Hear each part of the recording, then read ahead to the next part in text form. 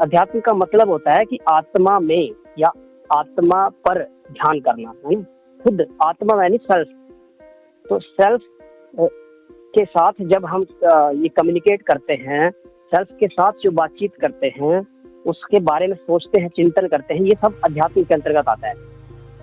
जी तो ये जो ध्यान लोग, जैसे आपने कहा कि जो गुरु और सदगुरु इतने सारे होते हैं, फिर उनके पास लोग जाते हैं और वो ध्यान करने के लिए जाते हैं, वो ध्यान सिखाते हैं वहां पर।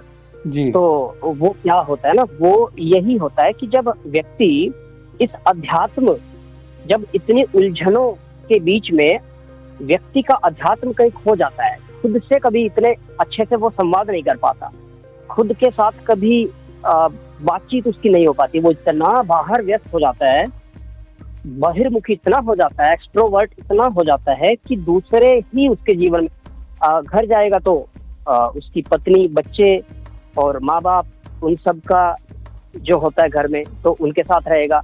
ऑफिस जाएगा तो बॉस और कलीग्स, और बाहर जाएगा तो समाज, दुनिया, और कभी टीवी देखेगा तो न्यूज या कुछ भी, तो एंटरटेनमेंट करेगा तो कहीं फिल्म देखेगा। यानी खुद के साथ कब संवाद करता है वो, खुद के साथ कब बैठता है वो सिर्फ दूसरों के साथ बैठ रहा है। जब वो दूसरों के साथ बैठता रहेगा तो उसका वो जो अंदर का अध्यात्म है, यानी कि खुद के साथ की बातचीत है, वो वीक पड़ने लगेगी, उसका बॉन्ड कमजोर हो जाएगा। उस बॉन्ड के कमजोर होने से वो कहीं ना कहीं अपने आप को कटा हुआ महसूस करेगा। और किससे कटा हुआ महसूस करेगा? खुद से ही। यानी खुद को खुद से कटा हुआ महसूस करेगा। उसको ये समझ नहीं आएगा कि मैं क्या हूँ, फिर मैं कौन हूँ, मैं कौन हूँ, क्या कर रहा हूँ, क्या मेरा उद्देश्य है। वो एक तरह से भटका हुआ सा प्राणी हो जाएगा।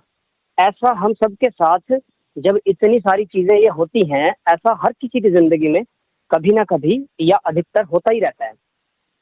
तो ये पक्ष है। अब इस भटकाव से सुलझने के लिए, इसको सुलझाने के लिए, इसमें एक खुद को जानने के लिए व्यक्ति ध्यान की तलाश में जाता है और ऐसे गुरु की तलाश में जाता है कि मुझे मुझसे मिला दें, है ना। कहते हैं ना सदगुरु वो जो आपको आपसे मिला दे, वो सदगुरु। तो लोग इसीलिए तलाश करते हैं कि कोई मुझे मेरा पता बता दे कि मैं कौन हूँ, क्या कर रहा हूँ और मुझे क्या करना चाहिए। क्योंकि अगर हमें अपना लक्ष्य पता हो तो काम करने का जो मजा होता है ना, वो अलग होता है। और जब हमें लक्ष्य पता नहीं है तो हमारी ना तो प्रोडक्टिविटी होती, ना इफिशियंसी के साथ हम काम करते हैं, और ना ही दिल में खुशी होती है उस काम को करने की। तो ये जीवन को जी रहे हम, ये सबसे बड़ा काम है। अब जीवन को जी क्यों रहे हैं, किस लिए जी रहे हैं, ये ना पता हो, जीवन का उद्देश्य ना पता हो, तो फिर ना तो एफिशिएंटली जी पाएंगे और ना ही जीवन में कुछ कर पाएंगे, और जीवन ऐसे ही व्यर्थ चला जाएगा और फिर बाद में बैठकर पछताएंगे कि मैंने समय व्यर्थ गंवा दिया। तो ये जो भटकाव होता है, खुद से भटकाव, इसको समझने के लिए उस ध्यान की जरूरत पड़ती है, जो कि ये सदगुरु और गुरु के पास मिलता है। जी। लेकिन मेरा सवाल यह है कि क्या कोई व्यक्ति उसको खुद से ही खुद का पता पूछने में कोई दिक्कत है? मतलब वो खुद है और उसको अपने खुद को या अपने अंदर जो बोध है वो अनुभव करना चाहता है, तो क्या खुद को ही हाँ अनुभव करने के लिए किसी गुरु और बाबा के पास जाने की जरूरत है? वो खुद से खुद को अनुभव नहीं कर सकता है कि मैं क्या हूँ, कौन हूँ, कैसा हूँ? नहीं अनुभव कर सकता है? हाँ बिल्कुल, हाँ कर सकता है, लेकिन उसके लिए उसको दो तीन चीजें चाहिए जो हर किसी के पास नहीं होती।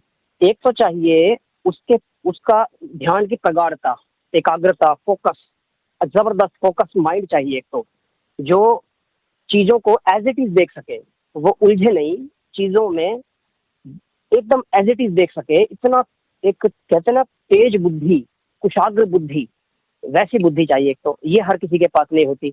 दूसरा दूसरा व्यक्ति बहुत ज्यादा फंसा हुआ नहीं होना चाहिए शुरुआत से ही।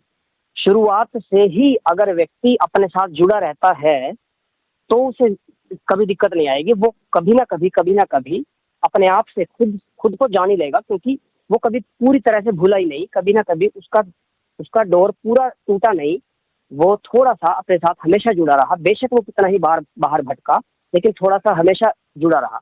लेकिन जो लोग बिल्कुल अपने अपने बारे में इतना सोचते ही नहीं कभी, और अपने आप को बिल्कुल पीछे छोड़ देते हैं और संसार की इस माया में बिल्कुल खो जाते हैं, रंग जाते हैं, तो इन लोगों को निश्चित रूप से ज़रूरत पड़ती है बाहर के फ़ोर्स की। तो ये बात है। ठीक है। अभी अगला सवाल यह आता है कि आम आदमी को ऐसे गुरु और महात्मा ऐसे बात करते हैं जैसे कि आत्मा या जीवात्मा जैसी जो चीज़ है वो बहुत ही अलौकिक है, मतलब उस चीज़ को अनुभव करना बहुत बड़ा काम है और बाकी हम लोग बहुत तुच्छ प्राणी हैं। क्योंकि आप जिस तरीके से अपना अनुभव शेयर कर रहे हैं, निश्चित रूप से आप इस चीज़ को अनुभव किए हैं तब इनको आप अपने शब्दों में बता रहे हैं। कोई भी व्यक्ति जब तक इस चीज़ को अनुभव नहीं करेगा उस चीज़ को व्यक्त नहीं कर सकता है। तो मेरा सवाल यही है कि जिसके बारे में ये गुरु और महात्मा इतना ज़्यादा महिमा मंडन कर दिए हैं, आम आदमी को ऐसा भ्रमित कर दिए हैं कि आम आदमी को लगता है कि मतलब वो तो कुछ और ही बात कर रहे हैं, उस चीज को हम जैसे तुच्छ प्राणी अनुभव ही नहीं कर सकते हैं।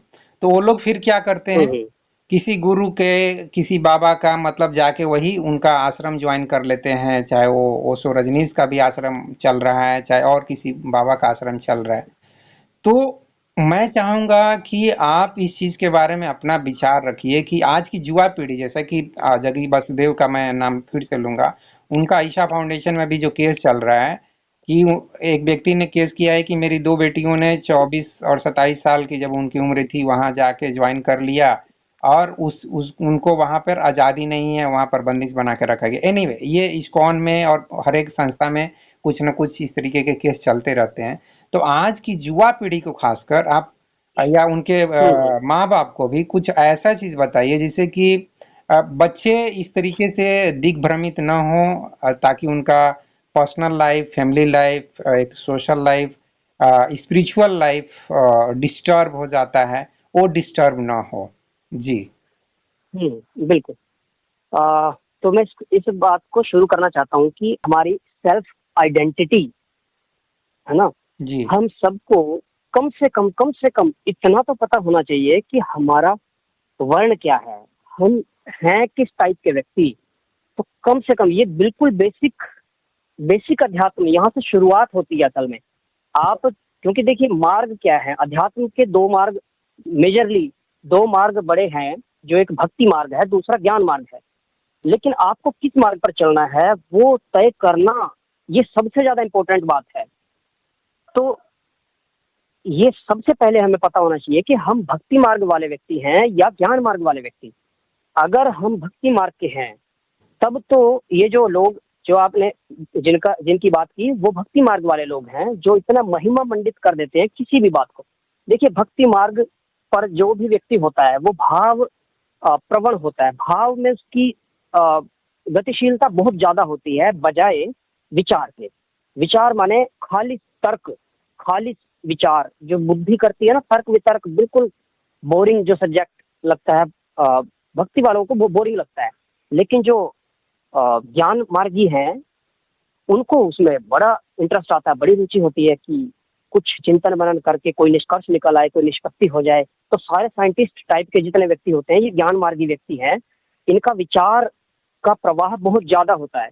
तो इन लोगों के लिए कोई बड़ी बात नहीं है ये सब अनुभव करना, आत्मा का अनुभव, और ये इनके लिए कोई बड़ी बात नहीं है, और इनके लिए किसी ने कहा भी नहीं। अगर हम गीता को कभी पढ़ें तो गीता में तीनों का, कर्म मार्गी भी इसमें होते हैं, कर्म, ज्ञान मार्ग और भक्ति मार्ग, तो तीनों का अलग अलग वर्णन इसमें किया जाता है बहुत बार। लेकिन लोग समझते नहीं, लोग हमेशा समझ लेते हैं कि व्यक्ति एक ही टाइप का होता है, जबकि ऐसा नहीं है, व्यक्ति अलग अलग टाइप के होते हैं। जो होता है ना, वर्ण व्यवस्था जो हमारी थी वो टाइप को ही दर्शाने के लिए थी। जो ब्राह्मण वर्ण के व्यक्ति होते हैं जिनका विचारों का प्रवाह बहुत ज्यादा होता है, मैंने कहा ना वो ब्राह्मण होता है बुद्धि, यानी मस्तिष्क वाला, बुद्धि वाला। वो कहा भी है कि ब्राह्मण ब्रह्मा के सिर से पैदा हुआ। सिर से पैदा होना ये प्रतीक बताया, ये कोई ऐसा नहीं कि कोई ब्रह्मा ऐसे थे और उनके सिर से कोई कुछ बच्चे का जन्म हुआ, ऐसा नहीं होता।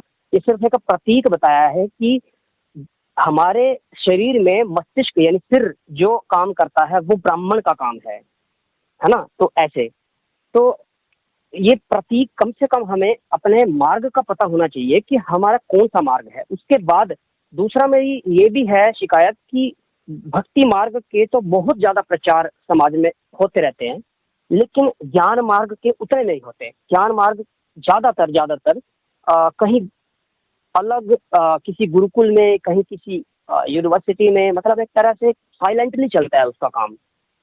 तो ठीक है वो भी, क्योंकि ऐसा हो सकता है, ज्ञान की अपनी एक अपना एक प्रारूप भी होता है जो इस तरीके से उसमें होता है।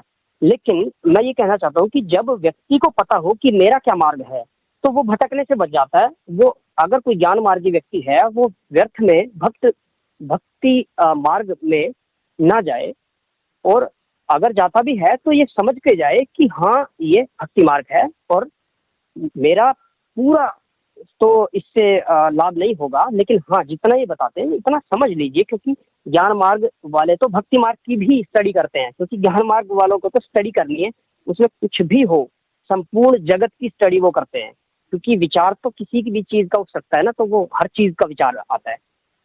तो ये बात होती है। ये जो महिमा मंडल होती है, ये भी सही है बात कि हाँ जो कुछ ऐसे लोग होते हैं जो इतने गहरे ध्यान, इतने गहरे अनुभव नहीं कर पाते, सामान्य रूप से नहीं कर पाते, उनका शरीर, उनकी संरचना, उसका उनका मस्तिष्क अलाउ नहीं करता कि वो इतना गहरे बैठें और कभी इतना गहरे चिंतन में डूब जाएं।